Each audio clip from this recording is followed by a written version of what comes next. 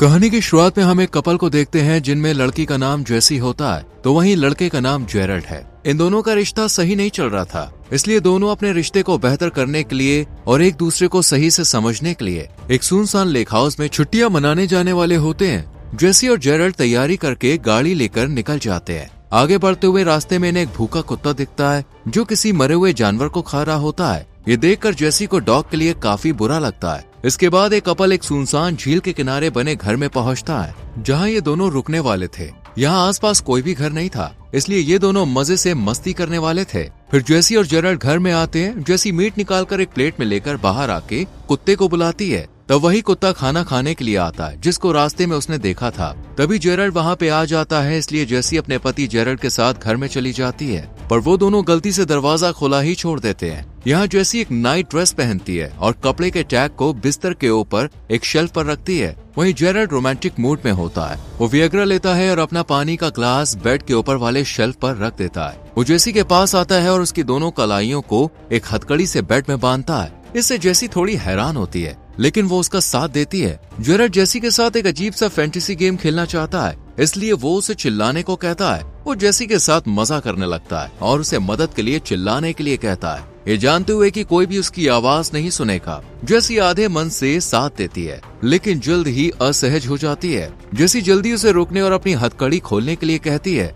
इस बात से जेरल्ड और जेसी के बीच बहस हो जाती है। जेरल्ड जेसी को उनके खराब रिश्ते के लिए जिम्मेदार ठहराता है और जेसी को उसकी बात मानने को कहता है, लेकिन तभी जेरल्ड को अचानक से दिल का दौरा पड़ता है और वो मर जाता है और फर्श पर गिर जाता है। जेसी जो हथकड़ी में बंधी होती है वो ये देखकर घबरा जाती है और जेरल्ड को चिल्लाते हुए उठाने की कोशिश करती है। जेसी देखती है जेरल्ड के सिर से खून निकल रहा है और वो हिल भी नहीं रहा है, जिससे उसे एहसास होता है कि जेरल्ड अब इस दुनिया में नहीं रहा। जेसी इस बात से रोने लगती है और अब उसके दोनों हाथ हथकड़ी से बंधे हुए होते हैं। उसे समझ में नहीं आता कि वो क्या करेगी। वो रोते हुए मदद के लिए चिल्लाती है, पर जैसा कि हमें पता होता है ये सुनसान जगह होती है, इसलिए उसकी चीख सुनने वाला कोई भी नहीं होता। जेसी कुछ घंटों तक इसी तरह फंसी रहती है और कुछ देर के बाद जेसी को किसी के आने का एहसास होता है। वो देखती है कि कमरे के अंदर कुत्ता आया है। वो जेरल्ड की बाह का एक टुकड़ा काटकर नोच नोच कर खाने लगता है। जेसी से सब देखा नहीं जाता। वो डॉग को डराने की कोशिश करती है, पर डॉग वहाँ से जाता नहीं है। तभी जेरल्ड वहाँ उठ खड़ा होता है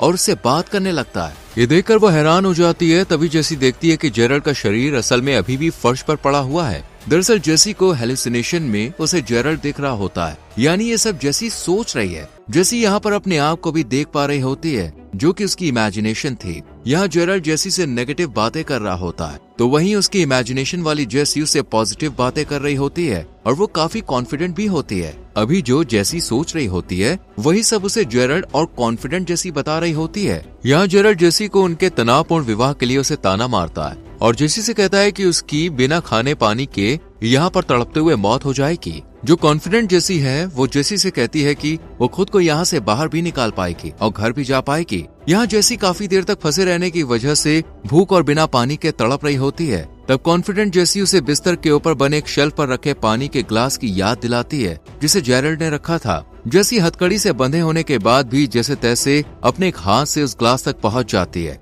और ग्लास को अपने पास लाती है, लेकिन अपने मुंह तक नहीं ला पाती। तब कॉन्फिडेंट जेसी उसे शेल्फ पर रखे हुए ड्रेस की टैग की याद दिलाती है, जिसे जेसी किसी तरह शेल्फ से लेती है और उसे रोल करके एक स्ट्रॉ बनाती है और ग्लास के अंदर डालकर पानी पीती है। जेसी कई घंटों से बंधी हुई है और खाना भी नहीं खाया है, जिस कारण वो कमजोर पड़ जाती है और वो थकान के मारे सो जाती है। रात में जब जेसी उठती है तो वो अंधेरे में एक लंबे और अजीब से आदमी को देखती है। ये आदमी देखने में काफी डरावना होता है। उसे देखकर जेसी बुरी तरह डर जाती है। उसे लगता है कि यह आदमी असली नहीं है। वो जेसी के पास आता है और एक बॉक्स खोलकर दिखाता है जो कई हड्डियों और गहनों से भरा होता है। जेसी अपनी आंखें बंद करके कहती है, तुम असली नहीं हो। जेसी ये सब देखकर दोबारा से बेहोश हो जाती है और जब उसे होश आता है तब जेसी को इमेजिनरी जेरल्ड दिखता है। वो उसे कहता है कि वो आदमी उसे ले जाने का इंतजार कर रहा है, जिसे लोग मूनलाइट मैन के नाम से जानते हैं। यहाँ जेसी कुत्ते की प्रतिक्रिया और खूनी इंसानी पैरों के निशान देखती है तो लगता है मूनलाइट मैन असली है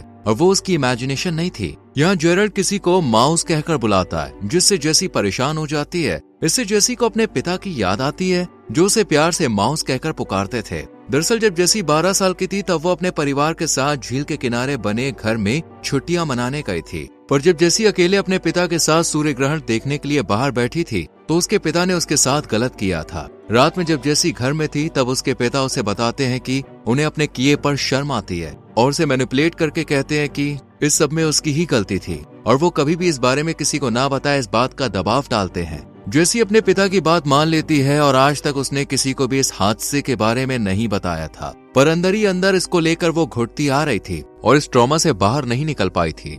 जेसी को लगता है कि मूनलाइट मैन उसका पैर चाट रहा है, पर जब जेसी होश में आती है तब वो देखती है कि डॉग उसके पांव को चाट रहा है। वो उसे भगा देती है। यहाँ अभी भी जेसी का हाथ हथकड़ी से बंधा होता है, जिस वजह से उसके हाथों में खून जम गया होता है। यहाँ कॉन्फिडेंट जेसी उससे कहती है कि उसने अपने से बड़े जेरल्ड से शादी करके बहुत बड़ी गलती करी और जेरल्ड कई सारे बहाने करके जेसी को धोखा देता रहा, पर जेसी ने सब बात जानते हुए भी उसे नजरअंदाज किया। वो जेरल्ड के साथ अपने रिश्ते से खुश नहीं थी, तब भी उसने ये सब जारी रखा जो सही नहीं था। जेरल्ड जेसी से कहता है कि आज रात फिर से मूनलाइट मैन आएगा और उसे अपने साथ ले जाएगा, या फिर जब जेसी कमजोर हो जाएगी तब डॉग उसे नोच नोच के खा जाएगा। कॉन्फिडेंट जेसी उससे कहने लगती है कि मूनलाइट मैन असली नहीं है। तब जेरल्ड कहता है अगर वो रियल नहीं है तब फर्श पर उसके पैरों के निशान कहाँ से आए। इसके बाद जेसी ज्यादा ना सोचते हुए सो जाती है। जेसी को उसके बचपन का सपना आता है। जब वो डिनर कर रही होती है तब गुस्से में उसने शीशे के ग्लास को अपने हाथ से फोड़ लिया था, जिस वजह से जेसी का एक हाथ खून से लथपथ हो गया होता है और उसकी उंगली फिसल रही होती है क्योंकि खून स्लिपरी होता है। जेसी को जब होश आता है तब वो भागने के लिए दृढ़ निश्चय लेती है। जेसी अपनी कलाई काटने का फैसला करती है ताकि उसका हाथ हथकड़ी से फिसल कर निकल जाए। ऐसा करने में काफी रिस्क होता है, पर जेसी के पास कोई और रास्ता भी नहीं था। वो बेड के ऊपर शेल्फ पर रखे पानी का ग्लास लेती है और उसे तोड़ देती है और फिर दर्द को सहते हुए अपनी कलाई को इस तरह से काटती है कि जिससे उसका खून से सना हुआ हाथ हथकड़ी के अंदर से फिसल जाए। पर इस कोशिश में जेसी के एक हाथ की स्किन भी बाहर निकल जाती है, जिससे जेसी को बहुत ज्यादा दर्द सहना पड़ता है। उसका हाथ खून से भर गया होता है। वो जैसे तैसे अपने एक हाथ को हथकड़ी से बाहर निकालती है और फिर वो ताकत लगाकर बिस्तर को हथकड़ी की चाबी तक खींचती है, जिससे वो अपने दूसरे हाथ को खोलती है। जेसी जल्दी से पानी पीती है और अपने हाथ को साफ करती है और अपनी कलाई को सैनिटरी पैड से बांधती है, लेकिन खून की कमी और थकान के कारण जेसी फर्श पर गिरकर बेहोश हो जाती है। जब जेसी को होश आता है तो उसे डॉग दिखता है जो किसी से डर कर भाग जाता है। जेसी को जेरल्ड की बॉडी दिखती है जिसके चेहरे को किसी ने बुरी तरह खाया होता है। ये देखकर जेसी को काफी अजीब लगता है। तभी आगे जाते हुए जेसी को मूनलाइट मैन दिखता है। जेसी को अभी भी ये लगता है कि ये उसकी इमेजिनेशन है, इसलिए वो उसे अपनी शादी की अंगूठी देती है। क्योंकि जेसी ने पहले मूनलाइट मैन के बॉक्स में हीरे जवाहरात देखे थे, इसलिए जेसी को लगा हीरे की अंगूठी लेकर मूनलाइट मैन खुश हो जाएगा, और होता भी ऐसा ही है। मूनलाइट अंगूठी देखकर काफी खुश होता है। जेसी फिर से हिम्मत करके घर से बाहर निकलती है और अपनी कार में बैठती है और यहाँ से दूर चली जाती है। लेकिन अभी भी जेसी की हालत ठीक नहीं होती है। उसका सर घूम रहा होता है और वो बेहोश होने वाली होती है। वो कार के ऊपर से कंट्रोल खो देती है और कार से एक पेड़ को टक्कर मार देती है। जेसी का एक्सीडेंट एक घर के पास हुआ होता है, इसलिए वो लोग आवाज सुनकर जेसी के पास आते हैं जो बेहोशी की हालत में होती है। वो लोग उसे हॉस्पिटल ले जाते हैं। 6 महीने बाद हम जेसी को देखते हैं। जेसी ने पुलिस और हॉस्पिटल वालों को उस एक्सीडेंट के बारे में कुछ भी नहीं बताया था और जेसी इस हादसे के बारे में भूलने की कोशिश कर रही थी, पर वो भूल नहीं पाई। और जिस ट्रॉमा से जेसी गुजर रही थी उस वजह से डॉक्टर को उसकी बातों पर विश्वास हो गया। जेरल्ड के मरने के बाद उसकी लाइफ इंश्योरेंस का पैसा जेसी को मिल जाता है, जिससे वो एक फाउंडेशन बच्चों के लिए खोलती है जो गलत काम का शिकार हुए हैं। वहीं रात में अभी भी जेसी सो नहीं पाती थी क्योंकि उसे सपनों में मूनलाइट मैन दिखाई देता था, जिससे वो डर जाती थी। यहाँ जेसी इस बात से भी परेशान है कि झील के किनारे बने घर से पुलिस को तलाशी में उसकी अंगूठी कभी बरामद ही नहीं हुई जिसे उसने मूनलाइट मैन को दिया था। जेसी को लगने लगा था कि वो मूनलाइट मैन असली है, ना कि उसकी इमेजिनेशन। एक दिन न्यूज़पेपर से जेसी को पता चलता है कि मूनलाइट मैन वास्तव में एंड्रयू नाम का एक सीरियल किलर है जो मरे हुए लोग की कब्र खोदता था और उनका सामान चोरी करता था। वो हड्डियों और गहनों को चुराता था और कभी कभी पुरुष शवों के चेहरे खाता था, इसलिए उसने घर में जेरल्ड का भी चेहरा खाया होता है। ऐसी एक दिन जब किलर एक आदमी पर हमला कर रहा होता है तब उसे पुलिस द्वारा पकड़ लिया जाता है। इसके बाद जेसी किलर को देखने कोर्ट में जाती है। यहाँ किलर की सुनवाई चल रही थी। किलर जेसी को देखकर हैरानी में वही बात कहता है जो उसने कहा था कि तुम असली नहीं हो। जेसी उसके पास जाती है तब उसे किलर में उसके पिता और फिर उसका पति और किलर दिखता है। जेसी उससे कहती है तुम मेरी सोच से भी छोटे हो। इसके बाद किलर को उम्र कैद की सजा सुनाई जाती है। फिर जेसी कोर्ट से निकलकर बाहर आती है और अपनी जिंदगी की नई शुरुआत के बारे में सोचती है। दरअसल जब से जेसी के पिता ने उसके साथ जो किया उससे वो टूट गई।